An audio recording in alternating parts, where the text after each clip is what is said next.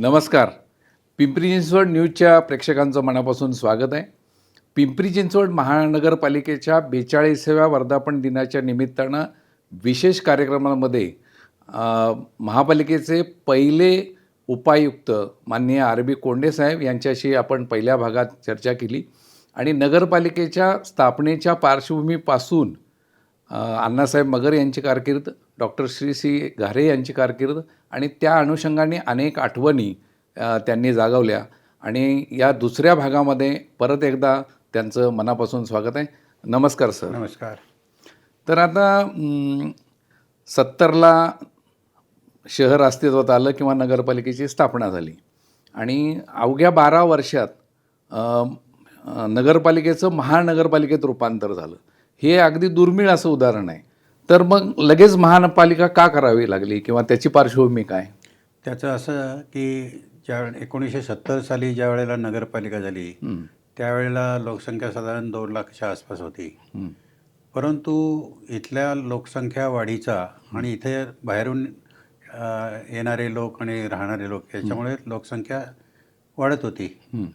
1970 साली क वर्ग असलेली नगरपालिका शासनाने 1976 साली त्याला अ वर्ग नगर दर्जा दिला. वा, म्हणजे क वर्ग एवढं बदल झाला. अ वर्ग झाली आणि तरीही लोकांची मागणी आणि लोकांचं येणारं वास्तव्यासाठी येणारे लोक हे पाहता शासनाला नगरपालिका कायदा जो आहे त्याच्या अंमलबजावणी या शहराच्या वाढत्या विकासाशी पोषक नव्हत्या, पूरक नव्हत्या किंवा त्याच्यामध्ये वाढ करणं गरजेचं होतं. त्यामुळे लगेच 1982 साली शासनानं महानगरपालिका स्थापन करण्याचा निर्णय घेतला. महानगरपालिकेची स्थापना मला वाटतं 11 ऑक्टोबर 1982 साली झाली आणि प्रशासक म्हणून त्यावेळेला हरनाम सिंग रुजू झाले होते. पण तत्पूर्वी नगरपालिका असताना या नगरपालिकेचं कामकाज करताना जे काही महत्त्वाची गोष्ट येणं गरजेचं आहे ते मला वाटतं की नगरपालिकेने स्वतःचं असं एक बोधचिन्ह ठरवलं. अच्छा. 1974-75 मध्ये. बर. आणि कटिबद्ध जनहिताय. म्हणजे लोकांच्यासाठी आम्ही कटिबद्ध आहोत. अच्छा. हे स्वीकारण्यात आलं. आणि त्याचं जे बोधचिन्हाचं डिझाईन केलं होतं तर ते सुरेंद्र पवार म्हणून आपले आर्किटेक्ट होते, त्यांनी ते केलं होतं. अरे वा. आणि ते मग चिन्ह आताही महापालिका झाल्यानंतरच पुढेही ते अस्तित्वात आहे. नगरपालिकेचं महापालिकेत रूपांतर झाल्यानंतर पर्यायानं सगळ्या विभागांचं कामकाज वाढत होतं. नंतर लोकांना कर्मचाऱ्यांना बसण्याची जागा पुरेशी नव्हती. याचा विचार करून नगरपालिकेने आता जी प्रशासकीय इमारत आहे त्या जागेवर आराखडा केला होता हे करण्याचा, इमारत बांधण्याचा. त्याचं बांधकाम 1987 साली पूर्ण झालं. आणि वास्तू पूर्ण झालं आणि तिथे मग महापालिका स्थलांतरित झाली. म्हणजे हे हरनाम सिंग साहेब आले, त्याच्या अगोदर जयराज फाटक होते, त्यांच्या काळात ती इमारत पूर्ण आपण स्थलांतर केलं. हो बरोबर. म्हणजे 82ला महानगरपालिका अस्तित्वात आल्यानंतर 86पर्यंत प्रशासक होते हरनाम सिंग. मग हरनाम सिंगचा कालखंड कसा गेला किंवा त्या काळात काय वेगळं झालं? हरनाम सिंग साहेबांचा कालखंड जर सांगायचं झालं तर एक मुख्य फार मोठा कालखंड त्यांचा जो आहे तो शहराच्या दृष्टीनं पर्यावरण आणि त्यांच्या काळात झालेलं वृक्षारोपण हे महत्त्वाचं आहे. पण त्याच्या अगोदर त्यांच्या काळात महापालिकेच्या क्षेत्रासाठी जो डेव्हलपमेंट प्लॅन विकास आराखडा केला होता त्याच्यामध्ये प्रचलित जो मुंबई पुणे रस्ता आहे हा 61 मीटर दाखवला होता. त्याची अंमलबजावणी सुरू झालेली नव्हती आणि ती सुरू करणं तसं कठीण काम होतं. परंतु कारण जागा, त्याच्यावरचे अतिक्रमण ह्या गोष्टी आहेत. पण त्यांनी काय केलं की आता जे हाफकिन इन्स्टिट्यूट आहे हिंदुस्थान अँटीबॉडीजला लागून तिथं जागेला रुंदी पुरेशी मिळत होती.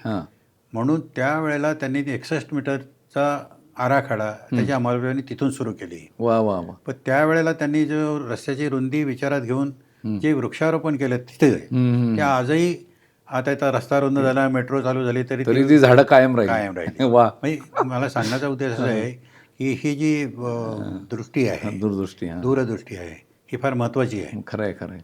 त्यांचं दुसरं एक मला असं सांगता येईल हं. की MIDC एरियामध्ये हं. रस्त्याच्या कडेला खूप मोकळ्या जागा हां. आहेत आणि औद्योगिकरणामुळे इथं बाहेरून येणारे लोक, हं. नोकरी धंद्यासाठी येणारे लोक, हं. यांना सगळ्यांनाच घरं मिळतात असं नाही. हं. मग मिळेल तिथे जागा झोपडी तयार करून वगैरे असं ते अतिक्रमण व्हायला लागली होती. हं. मग नाशिक फाट्यापासून विचार केला हं. तर MIDC अंतर्गत भागामध्ये सुद्धा हं. काही झोपडपट्ट्या आहेत, तुम्ही आज पहा. हो, हो, हो. मग त्याची वाढ रोखणं हं. अत्यंत महत्त्वाचं होतं. हां. मग ते त्यांनी त्या सगळ्या जागा घेऊन सगळ्या जागेवर वृक्षारोपण मोठी मोहीम बरोबर. सुरू केली आता नाशिक फाट्यावरनं गेल्यावर दोन्ही बाजूला झाडं दिसतात. आणि आतमध्ये सुद्धा. तर त्यावेळेला शासनाची पण एक योजना होती, हं. सुबाबूळ हां. लावा. हां. मला वाटतं वनमंत्री त्यावेळेला चव्हाण म्हणून कोणतरी होते. हां. आणि मग त्याचा ते हे घेऊन हं. हरनाम सिंग साहेबांनी जेवढ्या जागा उपलब्ध मिळतील रोडच्या कडेला हं. तिथं वृक्षारोपण फार मोठ्या प्रमाणावर केलं. हं. त्याचे 2 फायदे झाले. हं. एक तर म्हणजे झोपडपट्टी जागा वाढ हं. झोपडपट्टी वाढ थांबली. आणि दुसरं म्हणजे हं. हिरवाई झाली, शहर सुंदर दिसायला लागलं. शहर सुंदर झाले. आणि तिसरा विचार जर केला त्यांचा मोठं काम म्हणजे वृक्षारोपणाच्या ह्याच्यात तुम्हाला मी सांगेल की त्यावेळेला त्यांनी की आता योग नाही आले तर सांगून टाकतो की डॉक्टर घारे हं. आणि एक अण्णासाहेब मगर हं. यांच्यामधला एक कालखंड असा होता हं. की अण्णासाहेब मगरांनी राजीनामा दिला हं. आणि पुण्याचे जिल्हाधिकारी आहेत हं. दिनेश अफजुलपूरकर, हं. हं. त्यांच्याकडे अध्यक्षाचा काही काळ अच्छा. चार्ज होता. हं. तर ते जिल्हाधिकारी असताना आणि इकडे नगरपालिकेचं काम पाहत असताना हं. त्यांनी जी दुर्गादेवी इथं जे 80 एकर जागा आहे हं. ती महापालिकेला हं. वृक्षारोपणासाठी दिली. वा. हां. आणि त्याच्यावर हं. मग डॉक्टर घारेंच्या काळात पहिलं वृक्षारोपण झालं. हं. जे आपण टेकडीवर शिरताना सुरुवातीला जे दिसतं ना हं. हं. ते झालं. आणि नंतर त्या कामाला गती जी आली हं. दुर्गादेवी उद्यानाची हं. निर्मिती का रस्ता करणं हे करणं ती हरनामसिंग साहेबांच्या काळामध्ये वा. फार वेगाने वाढली. हं. आणि मला आठवतं आहे हरनामसिंग साहेब आठवड्यानंतर 2-3 वेळा त्या दुर्गादेवीला येणार. हं. मग त्यांच्याबरोबर ते टेकडी चढायचं जायचं हं. आणि रस्ताही नव्हता. मग ते सिटी इंजिनियर आमचे धारप म्हणून होते. He was a very prominent person, city engineer. तर ते तो दुर्गादेवीचा आतला जो रस्ता केला आहे पहिला त्यावेळेला तिथं रोलर जाणंसुद्धा शक्य नव्हतं. मग ते पूर्वीच्या काळी हायवेला जे रोलर वापरत असतात तसा तो आणून तो रस्ता पहिला केलेला आहे. वा वा वा. आणि मग ते त्यांना इतकं ते झालं की काळा खडक होता ना 80 एकर. बरोबर बरोबर. म्हणजे काही तिथे नव्हतं. एका ठिकाणी म्हणजे खाणी आणि दगड. 5-5 10-10 वेळा तो खड्डा करायचा, त्याच्यात झाड लावायचं. पहिलं सुबाबूळ लावली, ती हिरवीगार झाली. म्हणजे वी वॉज सो हॅपी. ते काहीतरी 1-2 पक्षी दिल्यानंतर mister Konde look this place is being adopted by birds. हे म्हणजे त्यांना हे होतं. बरोबर. आणि कसं आहे की I think he was from north India, Delhi वगैरे ना. त्या बेसिसवर त्यांनी त्याचं ते हे केलं दुर्गादेवीचं. ओके. ऑफकोर्स त्याच्यानंतर खूप लोकांचा सहभाग आला. त्याच्यात लोकांनी नंतर आपण त्या विषयावर येणारच होतो, पण आता योगायोगाने आलोय तर. पण नंतरच्या काळामध्ये दुर्गादेवीचं मंदिर किंवा त्याच्यासाठीचं ट्रस्ट हे तुमच्या काळात बहुतेक मला वाटतं झालं, तर त्याच्याविषयी काही सांगा. कसं झालं, आम्ही दुर्गादेवी उद्यान विभाग माझ्याकडे असल्यामुळे दुर्गादेवी प्रोजेक्ट हे आमच्याकडेच होता. तर 2000 साली आपल्या शहराने अर्बन फॉरेस्ट्री प्लॅन तयार केला. अच्छा. Urban forestry plan. त्याच्यासाठी यशोदा म्हणून जी संस्था आहे पुण्यातली, तिथले डॉक्टर भरत भूषण आणि भूषण पटवर्धन, नंतर चीफ कॉन्झर्वेटर ऑफ फॉरेस्ट आणि अशी 5-6 जणांची आमची कमिटी केली होती. आणि पिंपरी चिंचवड शहराचा नागरी वनीकरण बृहत आराखडा अच्छा. तयार करावा अशी कल्पना ती आली. हं. मग त्याच्यावर खूप काम झालं. काम असं झालं की शहरामध्ये जेवढ्या मोकळ्या जागा होत्या, हं. शासकीय, हं. निमशासकीय, हं. खाजगी, नंतर DP प्लॅनमधनं असणाऱ्या रिझर्व्ह लँडा, हं. नाले, ओढे, नदी किनारे या सगळ्या जागेचा आमच्या उद्यान विभागाच्या मार्फत सर्वे झाला. हं. आणि मग त्याच्यामध्ये प्रत्येक जागा संरक्षित करणं वृक्षारोपण लावून, पण वृक्षारोपण करताना जी एक संकल्पना ती सुबाबुळला झाडला किंवा कुठलं तर ती नंतर टिकत नाही. हं. म्हणून ह्या तज्ज्ञ कमिटीने आम्हाला असं सुचवलं की आता शाळा जी आहे, शाळेच्या आपल्या कडेला कोणतं वृक्षारोपण केलं पाहिजे, हं. रस्त्याच्या कडेला कोणतं पाहिजे, नदीच्या या कडेला बाजूला कोणतं कुठलं पाहिजे, नाल्याच्या ठिकाणी कोणतं, असा तो छान आराखडा केला. 5 वर्षामध्ये त्याचं इम्प्लिमेंटेशन करायचं होतं. हं. त्याच्यामध्ये मग दुर्गादेवीचं जे वृक्षारोपण सुरुवातीला सुबाबुळ लावून केलं होतं, त्याच्यात तो बदल होत गेला. हं. मग ते बदल होत होत असता लोकही त्या त्या दुर्गादेवी टेकडीकडे आकर्षित झाले. हं. तर आम्ही आमचा रोजचा सरावच असा जायचा. हं. तर तिथे एक पुरातन काळातलं एक मंदिर आहे. हं. गुहेत छोटंसं गुहेत होतं छोटं. ते. हं. मग ती आणि तिथे थोडंसं आपल्या आजूबाजूचे लोक महिन्यातनं वगैरे अशी पूजा वगैरे करत असत. हं. पण त्या पूजेचं स्वरूप थोडंसं हे असं आहे. हं. हं. म्हणून ते लोक म्हणले हे सब याच्यात काहीतरी आपल्याला केलं पाहिजे. हं. आणि मग मला पण कल्पना सुचली. हं. कल्पना सुचली म्हणण्यापेक्षा त्याला एक ट्रान्सपोर्ट व्यावसायिक कारणीभूत आहे. हं. I will quote his name, हं. विनोद शर्मा. अच्छा. तर ते विनोद शर्मा हा स्वतः ट्रान्सपोर्ट व्यावसायिक आहेत. हं. आणि तो निस्सीम देवीचा देवीचा भक्त. भक्त आहे, वैष्णोदेवीचा. तर एक दिवस ते सकाळी माझ्याजवळच राहतात. ते माझ्याकडे सकाळी आले. हं. म्हणले साहेब ते माझी एक विनंती आहे, हं. ते दुर्गादेवीला जे ते मंदिर आहे हं. तिथं मी काहीतरी करू इच्छितो. हं. मला आनंद आहे. हं. कारण कसं आहे की मंदिर बांधणं एक नगरपालिकेच्या अखत्यारीत येत नाही. हां, हां, हां, हां. आपण कसं मंदिर बांधू शकतो. म्हटलं तुला आनंद आहे, मला कर मदत. हं. मग त्यांनी पुढाकार घेऊन हं. ते सभा मंडप वगैरे सुरू केलं. बरं आता एकदा ते झाल्यानंतर त्याला चांगलं स्वरूप यायला लागलं. पण हे कायमस्वरूपी टिकलं पाहिजे ना. हं. की आज सुरू केलं आणि उद्या ते बंद करणं हे बरोबर नाही. म्हणून मी आमचे त्यावेळचे आयुक्त होते हं. अनिल डिकीकर. हं. आम्ही चर्चा केली की सर हे आपण याला सर्व करूया. कायदेशीर स्वरूप देऊ. हं. म्हणून आम्ही दुर्गादेवी उद्यान प्रतिष्ठान ते केलं, त्याला रजिस्टर केलं. हं. आपल्या शहराचे महापौर हं. हे त्याचे अध्यक्ष राहतील. हं. मी त्याला ॲडिशनल कमिशनर म्हणून कार्याध्यक्ष होतो. हं. मग उद्यानाचे काही लोक असं करून काही आपल्या त्यावेळच्या नगरसेवक असं ते बरोबर बरोबर. झालं. आणि आज छान आहे. छान आहे. म्हणजे आता मी जाता येता मी फिरायला जातो ना, हं. दिसतं. म्हणजे त्याला स्वरूपही चांगलं आहे, हं. जागा चांगली राहिलेली आहे. बरोबर बरोबर. आणि एक त्याचा खर्च त्या उत्पन्नात होतो, जगतो. जे उत्पन्न येतं बरोबर. त्याच्यातून भागतं. आता या दुर्गादेवी उद्यान ट्रस्ट तुम्ही सुरू केलं किंवा त्याच्या शुभारंभाला तुम्ही होतात. अशा पद्धतीनं शहरातल्या अनेक गोष्टी तुम्ही अनेक गोष्टींचा शुभारंभ तुमच्याकडनं झालेला आहे. हो. तर ते आपण नंतर त्याच्याकडे येणारच आहोत. पण आता महानगरपालिकेची वाटचाल बघत असताना प्रशासकीय कामकाज आणि तो काळ गेल्यानंतर पहिली निवडणूक, त्यानंतर पहिले महापौर, मग पहिल्या महापौरांविषयी काय सांगाल? खरं ती एक खूपच छान आहे. हं. आणि या नगरीचे प्रथम महापौर म्हणून श्री ज्ञानेश्वरजी लांडगे यांची जी निवड झाली त्याचा मी साक्षीदार आहे. म्हणजे ती निवड जी झाली त्यावेळेला ह्याचा प्रशासकीय कारभार संपवून यंदा महापालिकेचा कारभार सुरू झाला. तर ते ज्ञानेश्वर लांडगे साहेब हे भोसरीचे सरपंच राहिलेले आहेत.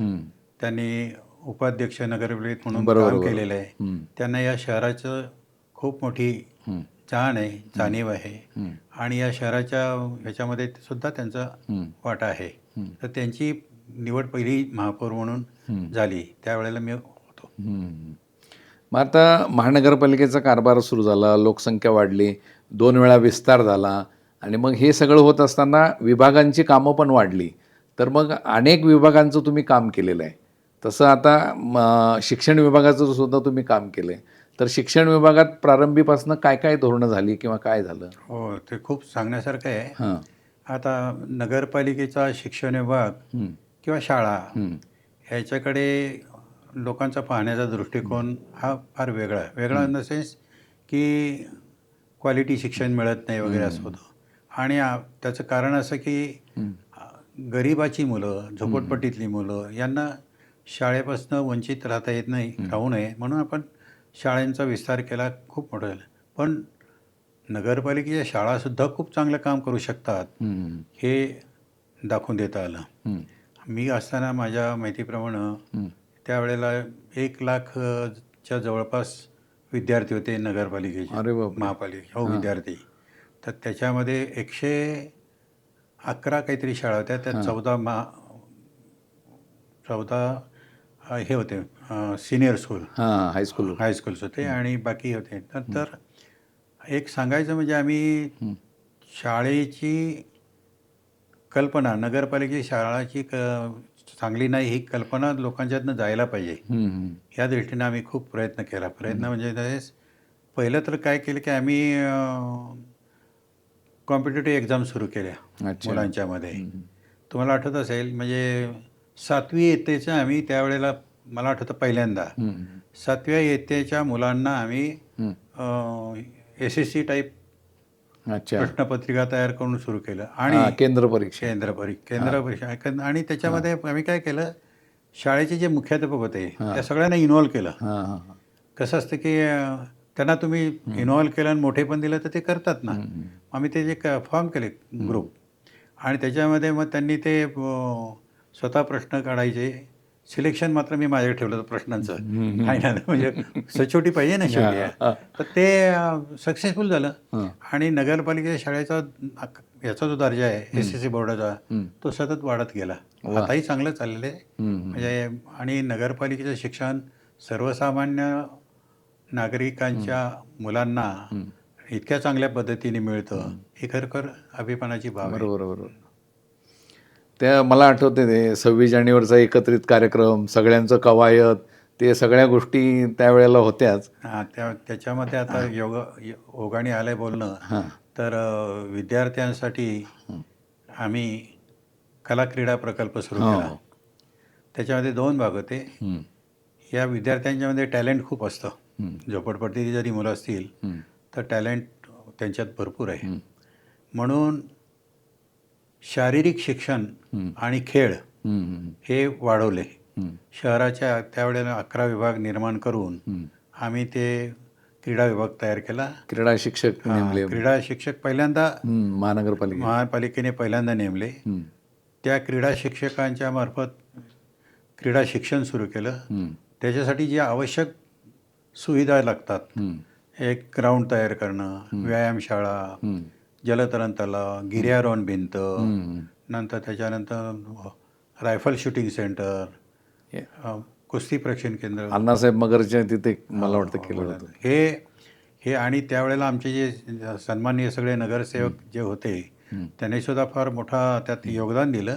आणि माझ्या माहितीप्रमाणे त्यावेळेला प्रत्येक प्रभागामध्ये एक व्यायामशाळा झाली, बरोबर, बरोबर. ग्राउंड झाले. हं, आणि त्याच्यानंतर एक नगरसेवक आमच्या ह्याच्यात बॉक्सिंगमध्ये होते. मग त्यांनी त्यांच्या प्रेरणेतनं एक बॉक्सिंग रिंग पण तयार केली. हं, म्हणजे सगळ्या प्रकारच्या सुविधा हं. आपल्या मुलांना मिळाव्यात या मला दृष्टीने. वाटतं ते क्रीडा ग्रंथालय पण अण्णासाहेब मगर. तर त्याच्यामध्ये मग 2 गोष्टी केल्या. एक तर मुलांच्यासाठी क्रीडा साहित्य किंवा जसं उपलब्ध करून दिलं तसं क्रीडाविषयक ज्ञान त्याला मिळालं पाहिजे, हे मिळालं पाहिजे म्हणून हेमंत जोगदेव आमचे एक स्नेह होते, ते पत्रकार होते सिनियर. त्यांच्या संकल्पनेतनं आणि ह्याच्यातून आम्ही स्पोर्ट लायब्ररी, क्रीडा ग्रंथालय सुरू केलं.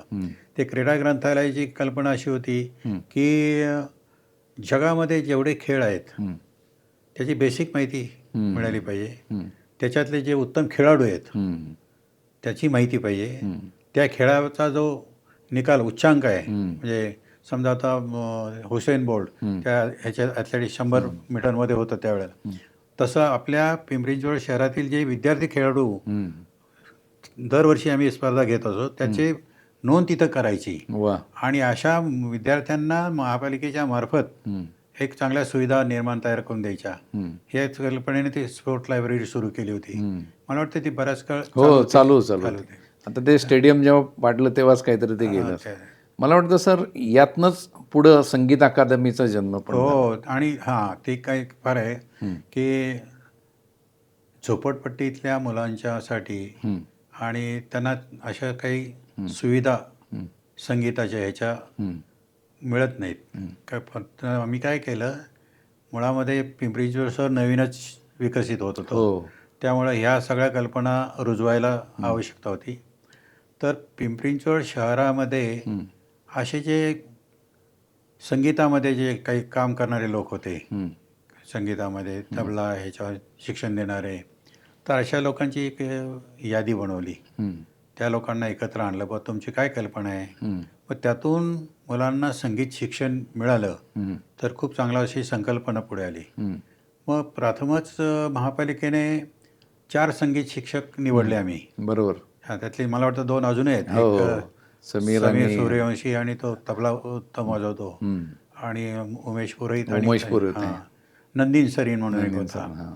तर त्या शिक्षकांना 4 भाग शहराचे पाडले हं, आणि तिथं संगीत केंद्र सुरू केलं. हं, आपल्या विद्यार्थ्यांना जाऊन तिथं संगीत मिळावं, ज्यांना आवड आहे त्यांना. ती मोफतमध्ये. ती सुरू केलं.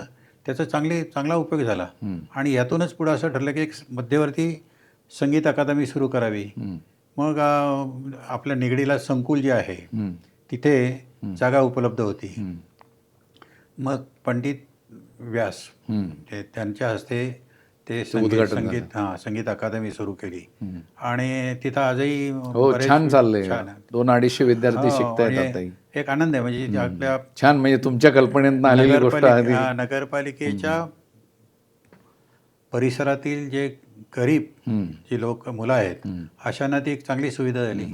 यातून पुढे एक चांगला आणखीन एक असं यातनं म्हणजे एकातनं एक गोष्ट घडत गेली असेल हो. कदाचित, पण यातनंच पुढं स्वरसागर संगीत महोत्सव पण सुरू झाला. झालं ना. ते कसं होतं त्यावेळेचे आमचे माननीय महापौर आणि पदाधिकारी जे होते, हां. मग त्यांच्यात नेहमी चर्चा असायची की बाबा पुण्याला कसं आहे, हं, सवाई गंधर्व महोत्सव आहे. हं. एक एक त्याला वेगळी ही हो, आहे, हो, हो. क्रेज आहे. बोल आहे. बरोबर. प्रेक्षक वर्ग वेगळा आहे. त्याचा ठरलेला कालावधी आहे. हं, मग ते तसं सुरू होतंच आपल्या पिंपरी चिंचवडला काय नसावं? हं, यातून मग स्वरसागर संगीत महोत्सवाची कल्पना हं, आली पुढे हं, आणि पहिला स्वरसागर संगीत महोत्सव हं. मदनलाल धिंगरा हो, ग्राउंडवर हो. बरोबर. आणि त्याला किशोरीताई आमोणकर हं, यांना बोलवलं होतं हं, आणि आपले प्रसिद्ध उद्योगपती हं, राहुल कुमार बजाजजी हं, हे त्याचे उद्घाटक होते. हं. मग तो आता स्वरसागर संगीत महोत्सव चांगला नावारूपाला आलेला आहे. आणि चालू आहे ती चालू आहे. परंपरा. छान, छान. सर तुम्ही महापालिकेच्या जवळ-जवळ सगळ्याच विभागांमध्ये काम केलेलं आहे. अनेक विभागांमध्ये तुम्ही वेगळ्या-वेगळ्या प्रकारचा ठसा उमटवला आहे. त्यातलं महत्त्वाचं म्हणजे असं की ज्या प्राथमिक गरजा आपण म्हणतो अन्न, वस्त्र, निवारा आणि त्याला जोडून येतं ते पाणी. पण ग्रामपंचायत काळात पाणी अपुरी सुविधा होती. काही कालखंडात MIDCनी पाणीपुरवठा या खेडेगावांना केला. पण नंतर नगरपालिका झाल्यानंतर पाणी पुरवठ्याची व्यवस्था कशी झाली? पाणी पुरवठा जशी ज्या वेळेला नगरपालिका झाली हं, आणि ग्रामपंचायती होत्या, हं. तर आपण म्हणता तसं काही भागामध्ये MIDCचा पाणी पुरवठा होता. हां. पण काही काही ठिकाणी सार्वजनिक विहिरीतनं पाणी लोकं घेत अच्छा. होते. अजूनही तुम्ही भोसरीला जर गेला, हं, तिथे 2 सार्वजनिक विहिरी होत्या. हं, तर एक एक विहीर अजूनही आहे तिथे. हं, तर ते विहिरीतनं पाणी पुरवठा लोकं वापरत असत. हं, पुढे मग MIDC मला वाटतं आता जे प्रथम महापौर झाले त्यांच्या काळातच हं, तिथली एक MIDC पाणी पुरवठा स्कीम भोसरीसाठी सुरू झाली. हं, पण जसं जी 2 लाख लोकसंख्या होती ती वाढत झाल्यानंतर हो. शहराला पाण्याचा प्रश्न फार मोठा भेडसायला लागला. हं.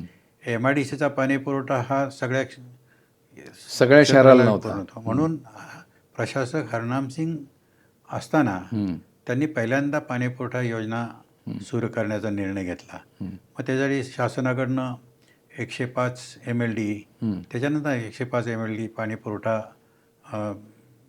स्कीम तयार करण्यास मंजुरी मिळाली हं. आणि निगडीला पण ती स्कीम सुरू केली हं, हं, आणि तिथून मग पाणीपुरवठा सुरू झाला. हं, आता लोकसंख्या वाढती आहे खूप. हं, मग ती नंतर ती योजना अपुरी पडू लागल्यानंतर महापालिका प्रयत्नच करते अजूनही हो बरोबर. की पाणी पुरवठा थेट पाणी पुरवठा. हा थेट पाणी पुरवठा किंवा हं, मला वाटतं त्यांचे ते ती कपॅसिटी पण वाढवून घेतली हं, आणि पाणी पुरवठा लोकसंख्या वाढणार तसं हं, तो हं, प्रश्न आहेच. हं, हं, त्याच्यामध्ये वाढ करावीच लागेल आणि त्या दृष्टीने महापालिका प्रयत्न करते आता. हं, हं. सर आता पिंपरी चिंचवड शहराची काही वैशिष्ट्य आहेत. ते शहर उत्तम नियोजित किंवा स्वच्छ सुंदर असंही म्हटलं जातं. आता हरितच्या दृष्टीने आपण बघितलं तसंच या शहरातलं आरोग्य आणि स्वच्छतेचा बी अ, विभाग तुम्ही सांभाळलेला आहे. तर त्या आरोग्याच्या दृष्टीने किंवा शहराच्या या स्वच्छतेच्या दृष्टीने काय सांगता येईल प्रारंभीपासून काय काय सांगता केलं? येईल आरोग्य विभाग हा सर्वसामान्य माणसाच्या जीवनाशी हं, निगडीत आहे, आरोग्याशी निगडीत आहे हं, आणि सर्वच शहरामध्ये आरोग्यविषयक प्रश्न भेडसावत असतात. हं, पिंपरी चिंचवड पण त्याला अपवाद नव्हतं. हं, आता मी आठवतं पिंपरी चिंचवड शहरातील पहिली जी आपली व्यवस्था होती, हं, त्यावेळेला ठिकठिकाणी कचराकुंड्या हं, ठेवणं, त्या साफ करणं हं, आणि आपलं कचरा डेपो हं, नेऊन त्याची विल्हेवाट लावणं. पण सर्वसामान्य लोकांचा एक हे असतो हं, प्रवृत्ती, हं. की कचराकुंडी जवळ गेल्यानंतर कचरा लांबूनच त्यात टाकायचा. हां, मग तो तो बाहेरच पडतो. तो कधी बाहेर पडतो. तो बाहेर पडल्यानंतर दुसरा माणूस तिथपर्यंत जात नाही, त्या आत पडतो. त्यामुळे तो जो परिसर आहे, हं, तो अस्वच्छ होत होता आणि त्याच्यातनं तक्रारी वाढत असत. हं, बरं, हा रोजचाच प्रश्न आहे. हं, म्हणजे तो जोपर्यंत यामध्ये लोकांचा सहभाग होत नाही, तोपर्यंत हा प्रश्न सुटणं शक्य आहे. आता कचरा म्हटल्यानंतर काय आहे, आपण कचऱ्याची जर व्याख्या म्हटली ना, तर कागद, प्लास्टिकचे तुकडे, घरातील खरकटं हे सगळं एकत्र केलं म्हणजे तो कचरा. हं, तो जर शाश्वत स्वरूपात सोडायचा असेल, हं, तर जो जसा एकत्र कचरा तयार होतो तसाच तो त्याची विल्हेवाट लागली पाहिजे. हं, म्हणजे हे जर केलं, हं, तर त्याच्यातनं तो प्रश्न काहीतरी प्रमाणात सुटू शकतो. मग त्यामुळे आम्ही आता मला काही नगरसेवकांची पण त्यावेळेला खूप चांगली साथ लावली. हं, तर पिंपरी चिंचवड शहरात हं. पहिल्यांदा आम्ही घंटागाडी योजना सुरू केली. अरे वाह! हां. हं, ते एका वॉर्डमध्ये प्रयोग म्हणून सुरू केला हं, आणि तो खूप चांगला झाला. हं, चांगला म्हणजे कसं झालं, की रस्त्यावर कचरा हं. होण्याचं प्रमाण कमी झालं बरोबर. आणि कुंडी काढून टाकली. हं, एका वॉर्डातली कुंडी टाकल्यावर बाकी आमचे सन्माननीय नगरसेवक म्हटले, "आमच्याकडे पण नकोत." हं. मग ती योजना खूप वाह! सुरुवात चांगली झाली हं, हं, आणि त्यामुळे ते कचराकुंडी विरहित वार्ड योजना हं, अशी ती संकल्पना आम्ही त्यावेळेला राबवायला सुरुवात केली. हं, एक गवळी माथा झोपडपट्टीमध्ये पण ती सुरू केली होती. हं, एक प्राधिकरणातल्या वॉर्डमध्ये पण सुरू केली होती हं. आणि कालांतरानं ती सगळीकडे झाली. मग पूर्ण शहरभर शहरभर सुरू झालं. झाली. मग ते कचराकुंडी विरहित आता त्यात 2 भाग आहेत, हं, की बाकी हा जो हं, किचन वेस्ट किंवा हॉटेलमधला येणारा जो हं, कचरा आहे, हं, याची पण विल्हेवाट हा त्यातला महत्त्वाचा भाग आहे. हं, तर हे प्रयोग म्हणून आम्ही जिथे जागा शक्य आहे तिथे वर्मी कंपोस्ट हं, करायला सुरू केली. म्हणजे आता प्राधिकरणातल्या काही भागामध्ये किंवा इतर ठिकाणी जिथे घराच्या आसपास त्या लोकांना जागा आहे, मग त्यांना ते कल्चर द्यायचं. हं, हं. त्यांनी तो त्या घरातल्या किचन वेस्टपासून तिथं खत बनवायचं, हं. त्याच्याच गार्डनमध्ये वापरायचं. वाह! असं ते एक तो प्रयोग सुरू केला. तोही बऱ्यापैकी चालला होता. हं, हं, त्याच्यानंतर हॉटेलमधनं येणारा जो कचरा आहे, हं, तर ती व्यावसायिकाची पण जबाबदारी आहे त्याची विल्हेवाट लावणं. हं, म्हणून आम्ही त्यांना थोडं त्यावेळेला कंपल्शन केलं हं, आणि त्यांना सांगितले, तुमचं जे वेस्ट आहे, हं, ते तुम्ही आम्हाला एका ठिकाणी सगळ्यांनी मिळून गोळा करून आणून द्या. हं, आम्ही काही तुमच्याकडं ते तुम्हाला सार्वजनिक कुंडीत पण टाकून देणार नाही. हं, आणि मग त्याप्रमाणे त्यांनी ते एक गाडी नेमून त्याचा वेस्ट हं, हं, तयार करून, गोळा करून ते एकत्र आणायला सुरुवात केली. हं, आणि त्याच्यामध्ये हं, एक होतकरू मुलगा होता, BSc झाल्यानंतर. हं. मग त्याला ती जागा देऊन तिथे ते कंपोस्ट निर्माण केलं. वाह! कंपोस्ट निर्माण होणारं 40% त्यांनी गार्डनला द्यावं, हं, कॉर्पोरेशनच्या. हं. बाकी त्यांनी करावं, असं करून ती योजना चांगली सुरू झाली छान, होती. छान. आणि यातूनच पिंपरी चिंचवड शहराची हं, या कामातून हं. युनोच्या एका हां. समितीवर निवड झाली होती. वाह! हो. हां. युनोमध्ये सस्टेनेबल डेव्हलपमेंटचा जो प्रोग्राम सुरू झाला होता. त्यामध्ये इकली नावाची एक संस्था आहे, अच्छा. Canada base, international council for local environmental initiative. या संस्थेमध्ये भारतातल्या आपल्या पिंपरी चिंचवडची निवड झाली होती. आणि मग त्याच्यामध्ये बेस असं होतं की 10 प्रगत देशातील शहरं, 11 अर्धविकसित किंवा ह्याच्या अशी शहरं ती एकत्र ग्रुप करून त्यांच्यात याविषयी देवाणघेवाण करणं, कोणते प्रकल्प राबवता येतील आणि त्यातून सोल्युशन देणं. त्यामध्ये पिंपरी चिंचवडची निवड झाली होती. त्या अनुषंगाने सुद्धा आपल्या पिंपरी चिंचवड शहराचा लौकिक वाढला होता. त्याच्यात काम करण्याची मला त्यावेळेला संधी मिळाली होती. किती छान. प्रेक्षको, आपण या दुसऱ्या भागामध्ये आदरणीय कोंडे साहेबांशी संवाद साधला आणि महानगरपालिकेची स्थापना आणि त्यानंतर वेगवेगळ्या भागांमधलं प्रारंभीच्या काळातलं काम आणि त्या काळातल्या अनेक घडामोडी जाणून घेतल्या. आपण तिसऱ्या भागातही भेटणार आहोत आणि त्यांच्याकडून उर्वरित वेगवेगळ्या भागातलं काम आणि त्याचबरोबर भविष्यातलं पिंपरी चिंचवड त्यांच्या दृष्टीने काय असेल हेही आपण जाणून घेणार आहोत. तेव्हा भेटूयात तिसऱ्या भागात. धन्यवाद.